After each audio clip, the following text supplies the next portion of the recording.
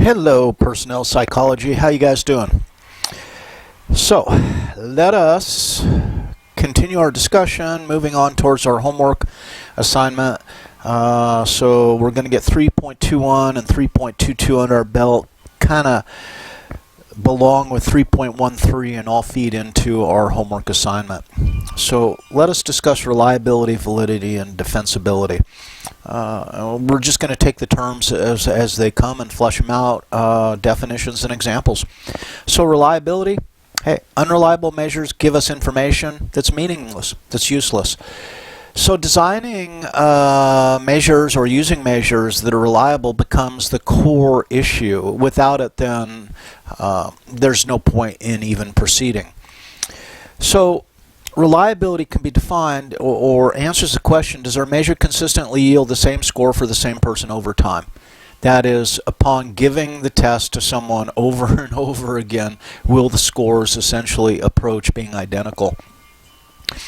Now, we might ask the question then further under different conditions, right? And we may find that certain measures, operate one way under one condition and operate another way under a different condition. Or perhaps the administration of the test. People administer the test differently or emphasize different aspects of the instructions.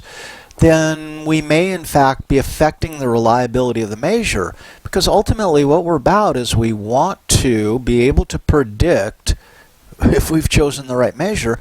We use the measure is reliable, and then it will hopefully predict future performance on the job. So if it's not reliable, we can't rely on it, period. Isn't that weird how that word works? So how do we test reliability? Well, inter-rater agreement. So let's suppose that we're observing a behavior. You and I are operating the assessment center, and we're observing an applicant behavior. This is why we have a rubric to grade the behavior, because the rubric is going to help us align our evaluations of what the candidate is doing. Right? So that would be inter-rater reliability. To what extent are we scoring the performance we're observing in the same way? And this becomes critical. There's a lot of statistics that assess reliability. Cohen's kappa is a popular one. It's a more detailed measure of agreement that accounts for chance agreement. And that is a problem, because we will agree by chance to some extent. So that can contaminate our reliability estimate. We're not going to go as far as using Cohen's kappa, etc. We'll leave that for a later day, a more advanced class, right? It is something I used in some of my graduate school research when I was using multiple coders. They would both code the same material separately, and then we would assess their agreement via Cohen's kappa, right? Types of reliability, well, retest reliability reflects the repeatability of scores over time. And this then points to the underlying construct, the stability of that construct that's being measured. So test, retest, hey, you give someone a test, right? You wait a little while, you give them the test again, do the scores match up? Now, you can probably right off the bat see that there might be some problems with that test of reliability. Now, alternate or parallel form of reliability indicates how consistent scores are likely to be if a person completes two or more, right, forms of the same measure. So this parallel form reliability is kind of a fascinating idea, a fascinating issue. For example, when I was a kid and I transferred schools from Burbank schools to Los Angeles schools, they said, well, we need to test you to make sure you're in the right grade, and so they gave me an IQ test, right? So they gave me that IQ test, and then when I was about 15, I was given another IQ test by a guidance counselor, and then in my early 20s, I took an IQ test that I'd found. I think it was to join Mensa or whatever. But damned if, now that's 3 different forms of IQ test, right? Taken over a period of, let's say, 14, 15 years, and the scores were within 3 points of each other. So, alternate or parallel form of reliability shows the IQ is a relatively reliable test. Now, it may be reliable, but you know where we're going to go next. Does it predict anything on the job? That is it a valid measure to use to rank order candidates? Validity is another issue. We'll get to it in a couple minutes. Internal consistency reliability indicates the extent to which items on a given measure assess the same construct. So if we're, let's say, assessing need for cognition, and it's a measure I'll talk about in the future, which essentially need for cognition is how much do you like to think, right? If we want to translate it into plain English. Let's say there's 24 items in a need for cognition scale. Do they in fact all test the same thing? Or is the construct a little more complex and certain questions are tapping into one aspect but maybe not tapping into a second aspect that other questions might tap into?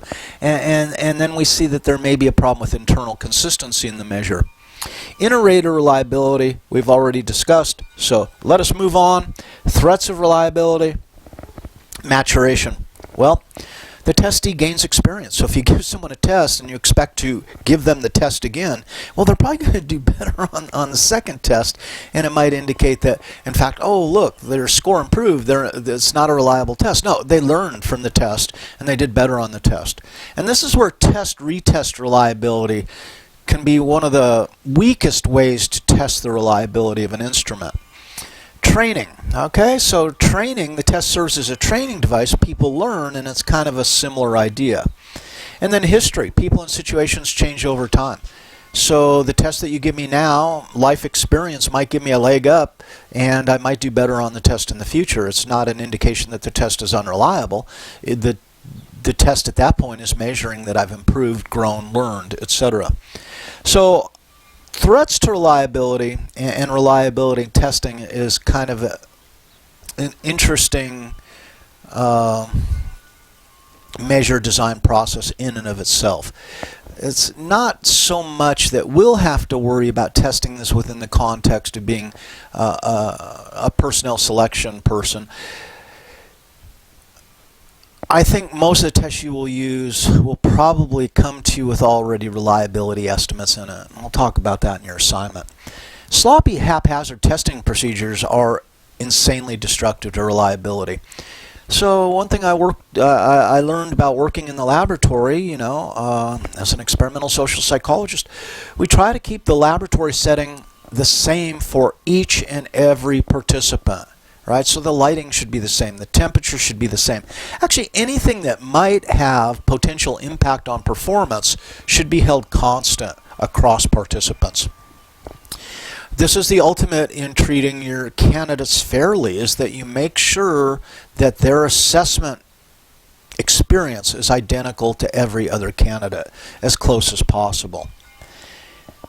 Now, when we're trying to assess the reliability of a measure, say, I think this measure would be good, I'd like to use this in my assessment center, let me see what data exists on it. Have people tested this measure for reliability? Have they tested it for validity? But with reliability, they may in fact supply you with a reliability coefficient. And this is the results of a statistical test. And you can see that point 1 to point 2, slight agreement, that would set off the warning bells. This is not a reliable measure. But once you get up to point 4, point 5, up to and beyond, you're getting to moderate agreement. The higher that reliability coefficient, and it goes up to 1, the more reliable the instrument. So proper interpretation of reliability coefficients depends on the type of reliability being assessed and the purpose of the measure. So it's not just, this number then guarantees success in what I'm doing. It really has to be considered within context. For example, medical diagnostics will require higher levels of reliability, that is, interpreting x-rays, perhaps than some measure of customer service performance. Okay. Now, what is reliability and measurement error? Reliability is then referring to how dependable or consistent a measure is in assessing a particular characteristic, right? So measurement error influences reliability. And measurement can be random or it can be systematic. To evaluate the measure's reliability, you should consider what's the type of measure, the type of reliability estimate reported, and the context in which the measure will be used. Right?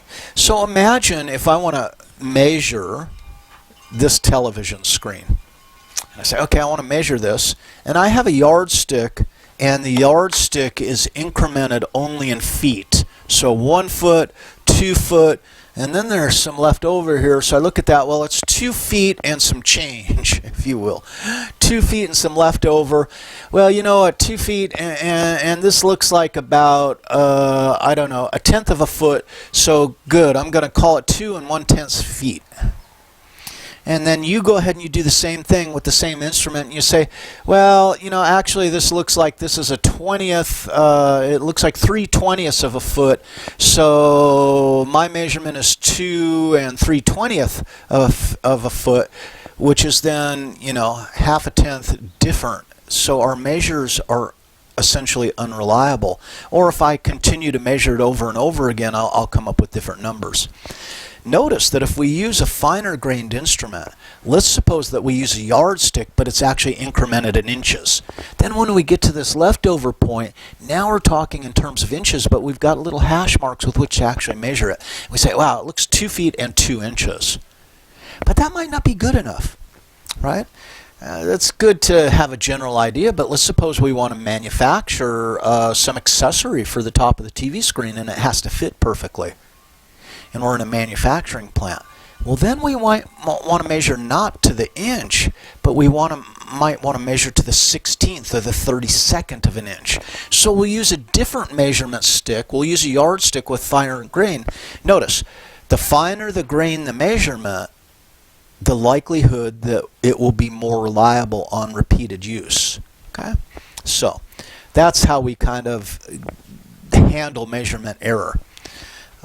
And any of you into fractal geometry? Fractals used to be all the rage back in the 90s, especially when we had home computers and we could start, you know, generating our own fractal images. This all occurred when someone asked the question, what is the length of the English coastline? And you say, well, you know, that's interesting. If I measure it on a kilometer by, well, a mile basis, because I think they do miles there, a mile yardstick and a mile yardstick and a mile yardstick will all come up with one number. But notice that the coastline is not, you know, straight. What increment do I use to measure the coastline? And let's suppose I take it down to something that's about this long. Well, notice now I can get around every pebble on the edge of the coastline, and the idea was if your instrument is small enough, then the answer, what is the size of the British coastline? Infinity, if you go to a small enough measuring device. I'm sure you wanted to know that, and I'm sure that will be helpful. So, once a nerd, always a nerd, and that is kind of the deal. So the standard measure of the standard error of measurement is the margin of error you should expect in an individual score.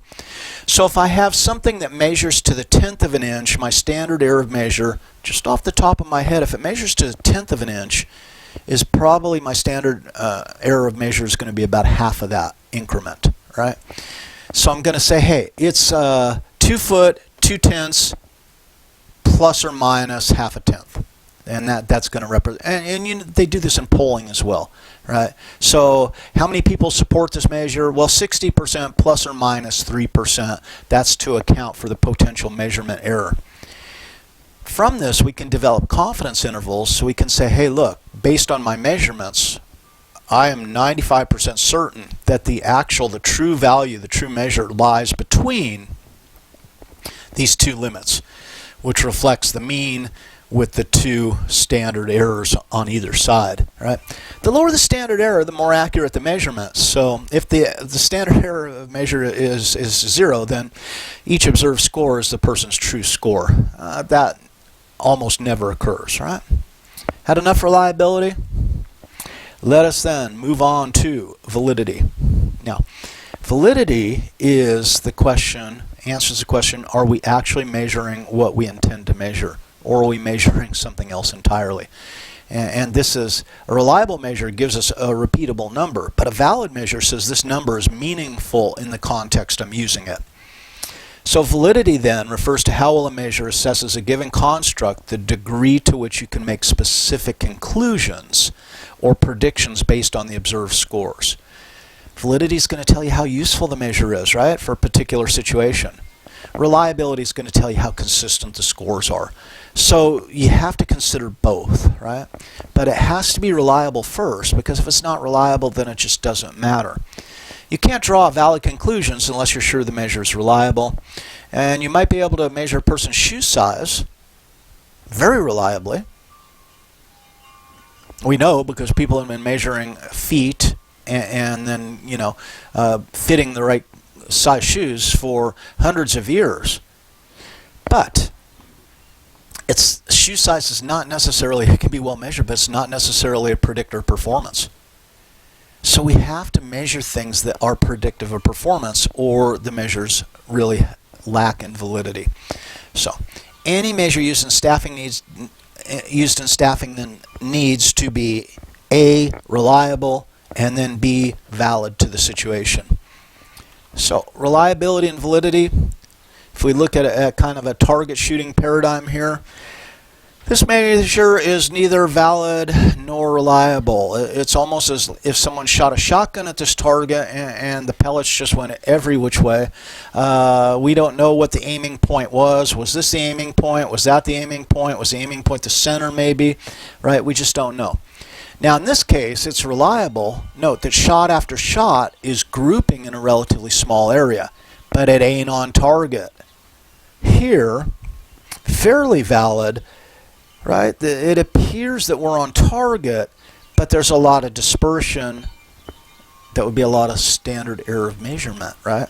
Now this is where we have it. This is where we have a reliable, a nice small group of shots there and centered in the target.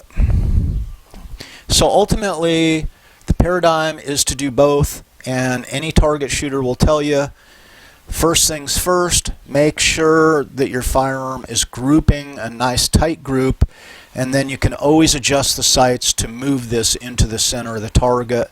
Again, reliability comes first, validity comes second. So, let's talk about face validity. Interesting term. What face validity means is it's a subjective assessment of how well items on the measure appear to be related to the performance on the job. And we call it face validity because this is on its face. This is really important to applicants. So if I'm asking applicants interview questions, which is a form of measure, should have a rubric that we can put a number to it, and it should be done in a fashion that yields a reliable assessment, right? But does the candidate say, wow, this makes a lot of sense. I understand why they're asking me these questions. Or I'm understanding why they're having me do this demonstration because it's pertinent. It makes sense. On its face, it makes sense. At Columbus State, when we said, hey, you want to come teach a class for us? That's fine. We want you to come in and do a 10-minute presentation on the functions of a neuron. And people come in and they don't question, why do you want me to do this? What does this have to do with the job? Well, it's like, you'll be teaching Psych 1100, Chapter 2 is Bio-Psych, and you're going to have to describe how a neuron works. That's just part of the deal, right? And so people are like, high face validity. Okay. So face validity is often important to job applicants because they're going to perhaps react negatively if they don't understand what the hell you're asking them or why you're asking them, right? And that, remember, can cause spillover effects as we described earlier. Even if a measure seems to have face validity, if it doesn't predict job performance, then it shouldn't be used, right? So face validity is on its face, but it's not been put to a statistical test. So face validity is a function of, yeah, this looks cool, yeah, this makes sense, but it involves no statistical analysis, and that is where we're headed. So face validity, in a nutshell, it appears this measure would assess blank. Okay. Now, let's talk deficiency, contamination, and relevance. Okay, the theoretical construct that we're interested in, right? That's what we're interested in, and that's what we say produces a superior performance on the job, is the theoretical construct. The actual criterion is what the measure actually measures. So, theoretically, we want to capture the theoretical, but we're using an honest-to-God measure, so that yields the actual. What is the overlap, right? So everyone loves Venn diagrams. At least my advisor, Marilyn, was a nut for Venn diagrams, right? So to the extent the actual captures the theoretical, then we're talking relevance, okay? But to the extent that the measure fails to capture the theoretical, what we're looking for, then it shows that the measure is deficient, that it captures some of what we're looking for, but the measure fails to capture other aspects of the performance. Now, if the measure actually captures that which isn't relevant, that isn't part of the theoretical, then we call it contamination. So when we're choosing a measure or designing a measure, developing a measure, right, what we're really trying to do is create relevance with minimizing contamination and minimizing deficiency. And if we're using multiple questions in a measure, this might then lead us to look at, hey, we got questions that really don't matter. We're asking some questions in this 20-item scale. We're asking some questions that really don't tie to the theoretical construct we're interested in. Let's eliminate those items and reduce the contamination, right? But then we might say, damn, there's other aspects of performance that we didn't capture in this measure. This measure is deficient. Maybe we need to think of incorporating new elements to reduce the deficiency. So get rid of what we don't need and add more of what we do need, minimizing deficiency, minimizing contamination. And how do we know that we're successfully pulling that off? Well, we go through this process of validation. It's a cumulative, ongoing process of establishing the job relatedness of a measure. So there are 3 types of validation. Construct-related validation, demonstrating that a measure assesses the construct, the characteristic that it claims to measure. Yes, we have construct validity. We are, in fact, using a measure that measures what we're interested in measuring. Now, content-related validation demonstrates that the content of a measure assesses important job-related behaviors.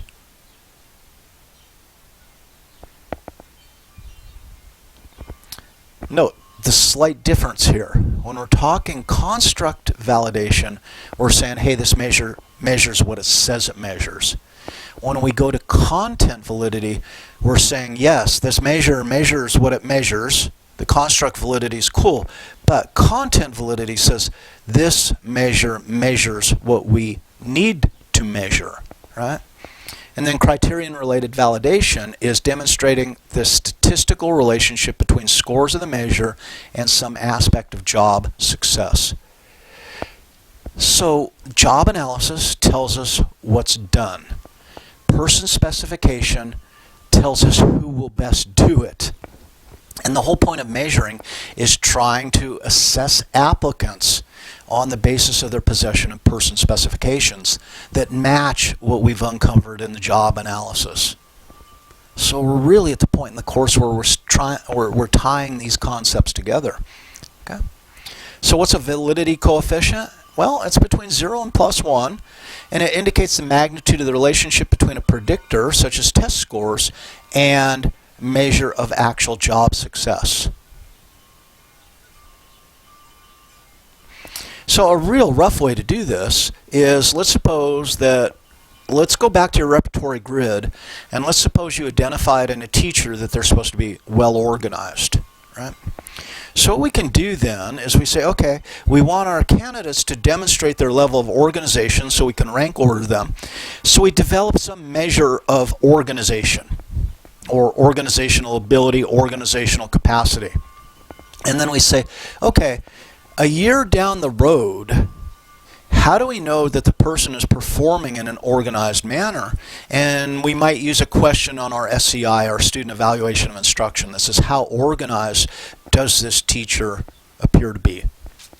Now we can take their assessment score, their candidate score of organization, and we can correlate it into the rated organization by the customers, that is, the students in the course, right?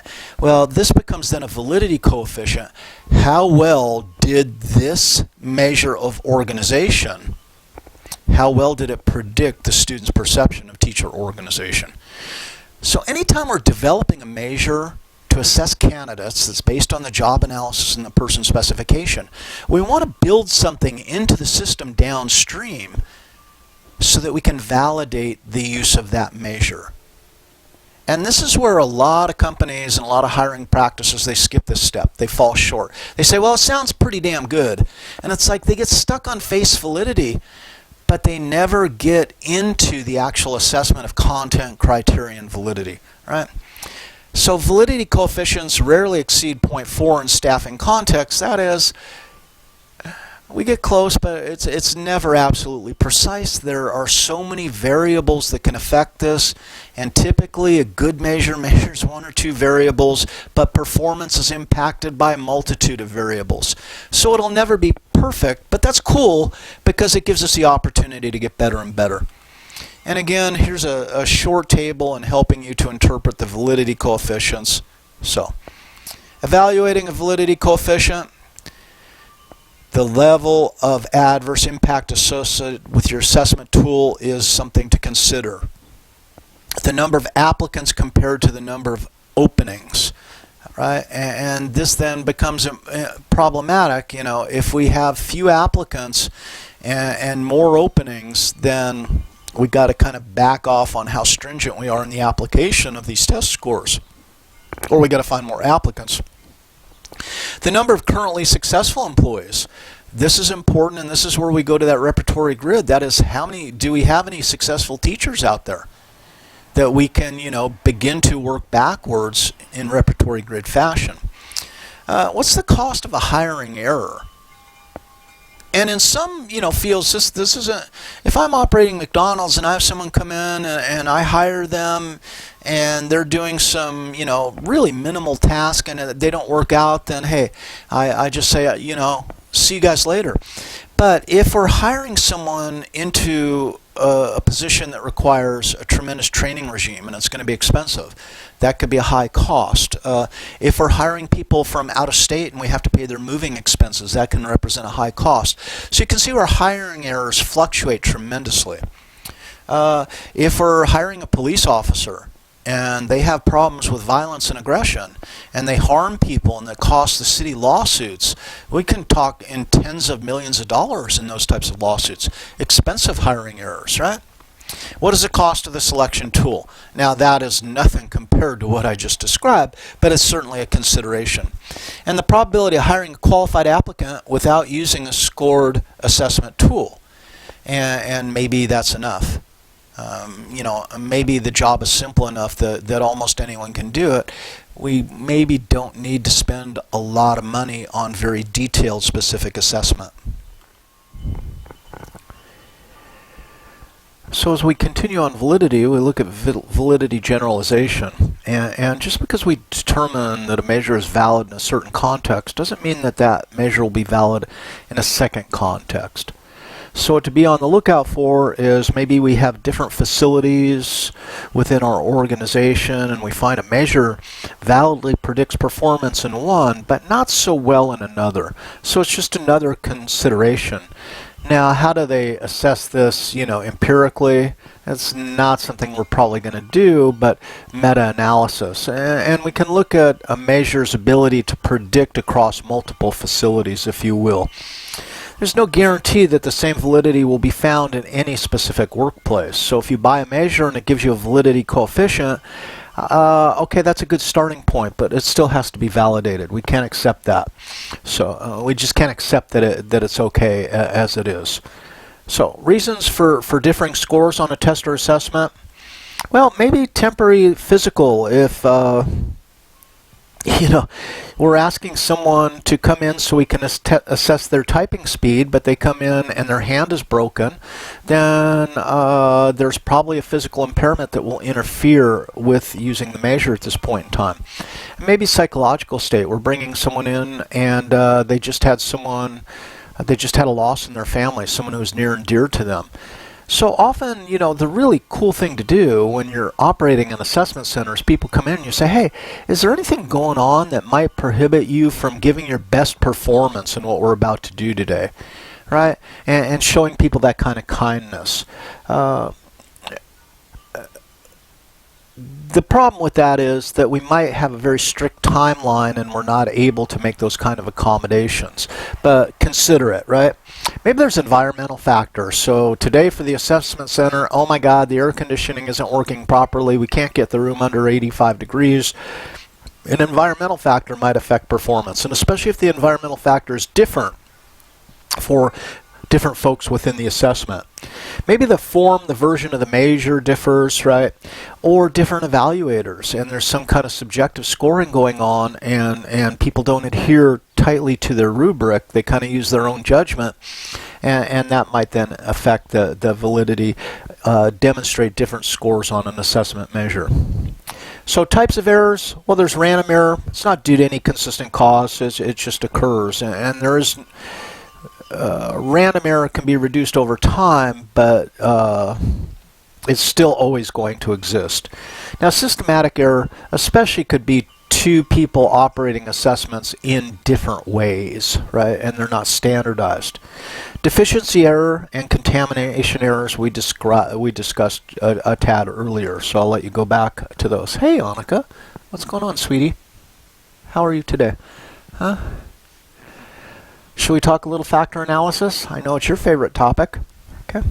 Factor analysis. Well, factor analysis is a way to get deep into a measure, and one of the basic questions that factor analysis then answers, does this measure, this 34-item measure, let's talk about right-wing authoritarianism. Altmaier developed a measure that he assesses the level of a participants' right-wing authoritarianism. What does it measure? Does it measure right-wing authoritarianism? Altmaier says so. And it's, well, okay. In our research, we thought it would be a useful measure to predict punishment preferences. That is, authoritarians would probably want to punish more, and they would probably want to punish more for less of an infraction. So it was one way to understand our participant responses. That is, hey, look at these high authoritarians, man, they're out for blood. The low authoritarians, less so. It was an important measure to us. But time being what it is in the laboratory, it was a 34-item measure. So it sucks up quite a bit of time for participants to fill this measure out. We asked the question, does right-wing authoritarianism, is that a single theoretical construct, or are there multiple components that combined create the picture of Altmaier's right-wing authoritarianism? So we subjected the measure to factor analysis, and that is, we gave the measure to a couple hundred people, and then we did the factor analysis on their results. And what we found was that 3 factors emerged. And one factor, really what we found is 9 questions were highly intercorrelated, these 9 questions of the 34, and then there was 2 other factors where the questions intercorrelated with each other. And we looked at those 9 questions and we said, what are these questions asking? And it says, it all seems to be centering around control of others' behavior. And we said, oh, isn't that cool? That's exactly what we want. And we named it a subscale of authoritarian control, and we found that it really predicted people's punishment preferences. Isn't that what it's about? We want to use these questions to predict what someone will do. And based on these 9 questions, a person's composite score predicts whether they will want to punish harshly or they will be more lenient. That's what we're after. Do we successfully predict? And notice that we could do it with 9 questions more readily than with 34. When we used 34, the measure wasn't predictive because there were questions that contaminated what we were looking for. Right, Annika? So that's how we approach that. Factor analysis. So we determine the extent to which an instrument's the items are intercorrelated. Do they hang together is often a term, and these 9 questions hang together, these 11 questions hang together, and these other 15 hang together, right? So, and each one represents kind of a different facet of authoritarianism. So we use this items to assign underlying traits as I described. So we're looking at the control aspect of authoritarianism. We understand the validity of a given measure. Notice that authoritarian control validly predicted punishment preferences, where the other questions did not. So, exploratory factor analysis, that's what I described that we did. We were exploring using the technique of factor analysis. But the funny thing is, to do good science, you do the exploratory factor analysis. That allows you to then generate a hypothesis.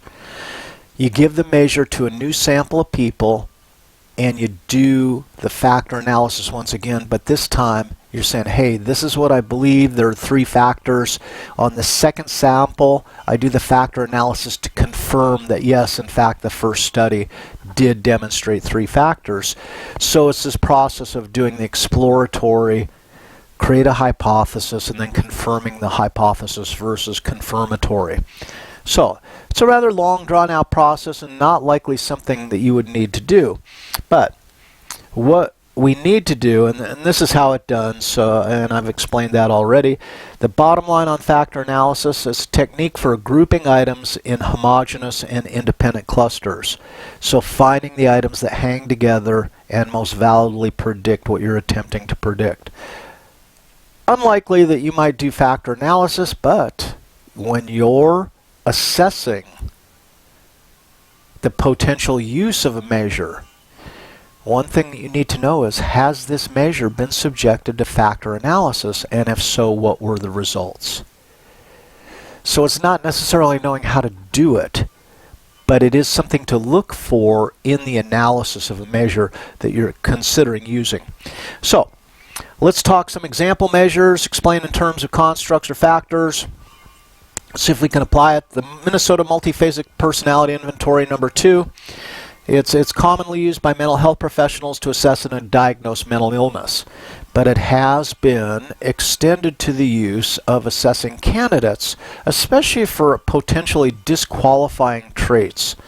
So police officers, police candidates are often subjected to the MMPI to look for significant mental impairment that might cause them to do their job poorly or present a danger to the public if they were placed in that job.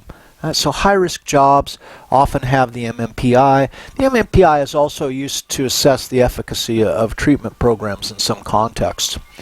The MMPI identifies possible problem areas like difficulties with alcohol or drugs, potential thought disorders, family conflict. I'm just hitting on a few here. Extensive use of sick call. That would be what we call malingering, people pretending to be sick when they're not, right? Maybe they have anger control problems. So we could subject someone to the MMPI if we were licensed to use it, and it will need licensing in most states to use the MMPI. I had a friend who wanted to join the Border Patrol, and they were given the MMPI, right? The problem is it's huge. It's 512 questions, and it takes a couple hours to complete. Big question is, do I need all that? Or is it measuring things that would just contaminate the results? And this is again where factor analysis would come in and say, well, actually, the MMPI measures 13 different things. Is maybe 1 or 2 of those things I'm interested in using to predict future performance, but the other 10 or 11 I'm not interested in? Can I pull a subset of questions out and use just those and avoid or minimize the contamination, right, that the measure might present in trying to predict on-the-job behavior? So the behavioral dimensions and the MMPI apparent need for further mental health assessment, right, might be a disqualifier in certain occupations. Apparent leadership ability or dominance might be useful, but dominance is a strange one that can go either way, right? Apparent need for social participation or extroversion. If a job then requires immersion in groups of people and you know, interaction is like at the core of the job, and we find people who like to interact, tend to perform better in this job, then it might be a legitimate use of that question subset as identified through factor analysis. Now, let's look at a couple questions on the MMPI, and the MMPI has a strange test because it's like agree or disagree. So let me try you out. Here's one of the questions. I'm being plotted against. Do you agree or disagree? Well, if people agree to that question, what do you think might be the underlying trait that's being exposed? Well, if I believe I'm being plotted against, you might say, well, you're just being paranoid. Now, if we have 20 or 30 questions that are of the similar nature that assess the factor of paranoia, okay, then what we can do is build a paranoia subscore. But let's look. This says I'm being plotted against. People who are actually diagnosed as paranoids, 67% of the people, paranoids, answered affirmative to this question. Yeah, I'm being plotted against. But what about people who don't suffer paranoia? Let's call them normals for lack of a better word. How many people endorse this question? Only 12%. So notice that this question is pretty effective at differentiating paranoids from normals. But if we wanted to differentiate paranoids from normals, let's ask another question. I shop at Woolworths. And notice in this case we got 40% of the paranoids saying, yeah, I shop at Woolworth. We got 37% of the normals say they shop at Woolworth. This doesn't differentiate anything. That question tells us nothing. So it would actually be a contaminating question. We don't need. I have many vague symptoms. Well, paranoids and normals answer this question in equal proportions. So it is not effective in differentiating the two. It's not a question we would use if our goal was to differentiate paranoids from normals. But where might this question differentiate normals from another group? I have many vague symptoms. Okay, hypochondriacs would be probably likely to endorse that question. Yeah, I have a lot of vague symptoms. I agree, right? Hypochondriasis. And this might be people then who use excessive sick time. Okay, we can get at it that way. People often stare at me. Well, here we've got a good one to differentiate the paranoids from the normals, and you can see borne out in the percentages there. Now, domains, facets of the NEO, the Big Five personality inventory. Why is the Big Five the Big Five? Because personality researchers said, are there any traits that are more important? That is, are they more predictive than other traits across a wide variety of contexts? And lo and behold, over time, they isolate 5 traits that seem to be highly predictive, at least they say they are, across a wide variety of contexts. So, neuroticism, extroversion, openness to experience, agreeableness, conscientiousness. Okay. These then might predict on-the-job performance in certain contexts. Let's suppose that you have a job, let's suppose it's a sales job for a large organization that's internationally based. And your sales reps typically have to interact with a lot of different people from different cultures in many different countries. Well, someone who's open to new experience might actually excel to a greater extent in this position and stay in this position longer than someone who is not open to new experiences. So we might build a case, right, that we start using this measure, we pilot this measure, and we hire 20 salespeople. We get their openness to experience scores. We put that in our back pocket. 2 years down the road, we measure their success and their job satisfaction, and we find that the people who are high on openness to new experience actually have higher job satisfaction and have performed better. Those people who perform not as well and demonstrate lower satisfaction, maybe that correlates then, maybe that was predicted by having relatively low openness scores. So then we continue to use the openness scores perhaps as a cutoff or a ranking device for our applicants. Okay, questions about that? All right, Myers-Briggs. Let's just, almost not even worth talking about. This is the Jungian typology, and as much as I love Carl Jung and love the ideas embedded in extroversion versus introversion and judging versus perceiving, and I know I'm an ENTJ, right? And that's classified. There's 16 possible types. ENTJ is the field marshal, and that predicts I should be in charge. I should be the leader of an organization. Now, whether that's true or not, and whether it's predictive, unfortunately for the Myers-Briggs, it's been found through statistical analysis to be not a very valid predictor of just about any kind of on-the-job performance. So people love it, but it doesn't bear out empirically when it's empirically tested. Contrast that to a measure like the Occupational Personality Questionnaire.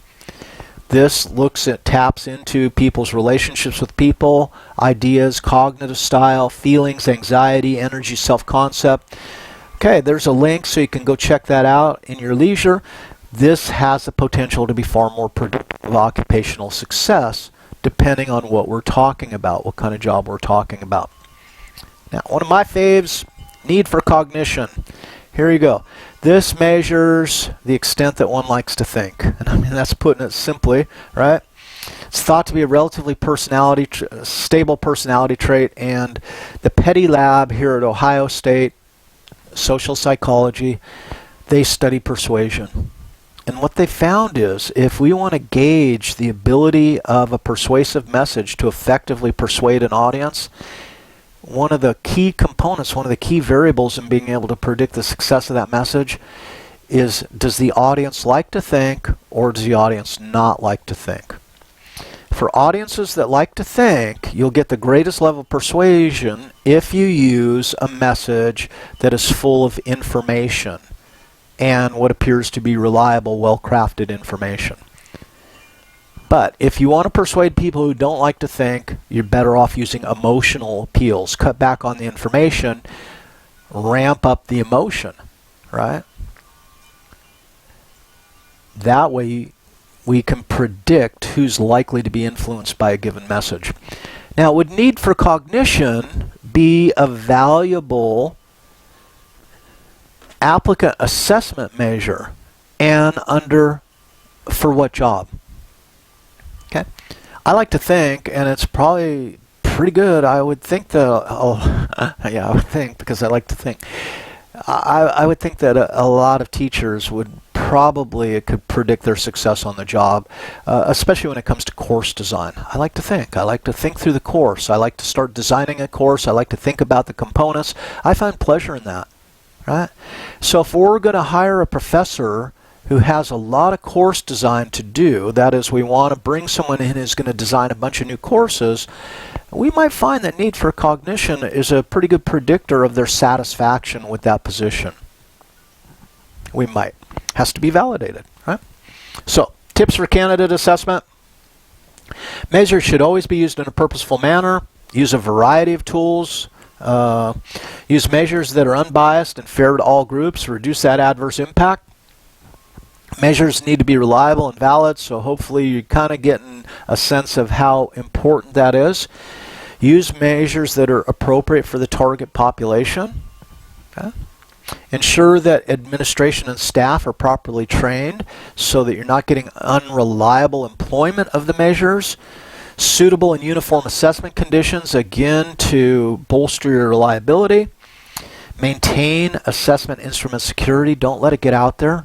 And this is one of my pet peeves with the MMPI. The MMPI is used to screen applicants for police work, typically. But I'll tell you what, if you go out on the web, you can find all kinds of information about the MMPI and actually advice on how to cheat the MMPI. So at that point, you have to wonder, should we be using the MMPI anymore? Because there's so much information out there available to candidates on how to circumvent the MMPI that is probably not a useful measure anymore. Huh? So maintain confidentiality of the results. You have to do that. That's just a personal privacy issue. And interpret scores properly. Learn how to score and interpret scores in a reliable fashion. On to defensibility. It's a valid measure of a bona fide occupational qualification. It's likely defensible. And get back to that bona fide occupational qualification. Is this actually a qualification? Okay, we got that answered. Here's a qualification. We know because we did the job analysis, we created the person's specifications that yield this qualification. Now, we've selected an instrument to measure the applicant's potential for that quality, right? Is the measure reliable? And does the measure validly predict? Does it validly predict the on-the-job performance is really at the core of defensibility. So, does it differentiate candidates on a bona fide occupational qualification? It's most easily demonstrated by studying previous use of the measure and its predictive validity. And this is where we learn when we're considering the adoption of a measure, we need to understand how to read the literature that has previously tested that measure. And we're going to look at things. Is this used to assess candidates for a similar occupation? Is it reliable? What's the validity coefficient? Has it been subjected to factor analysis? These are all the questions that we ask to assess the quality and the potential utility of a measure. So, it usually depends on some form of correlational analysis, and we're going to have a lot to say about that. Measures can initially be tested on incumbents, and I think this is an often overlooked way of getting at this. Think about it. You guys developed a repertory grid on teachers, right? And you say, okay, this is what separates good teachers and bad teachers. One quality might be patience. Here I'm looking at this measure of patience. I know, since we rated all these different teachers as patient or impatient via our repertory grid analysis, and I have this new measure that I'd like to use to test candidates' patience, why don't I just ask my incumbents, people are already teaching, why don't I ask my incumbents, hey, will you do me a favor, will you try out this measure? And they take the measure on patience, and then you take their scores and you go back to your repertory grid and say, hey, are their scores consistent with my assessment of their levels of patience?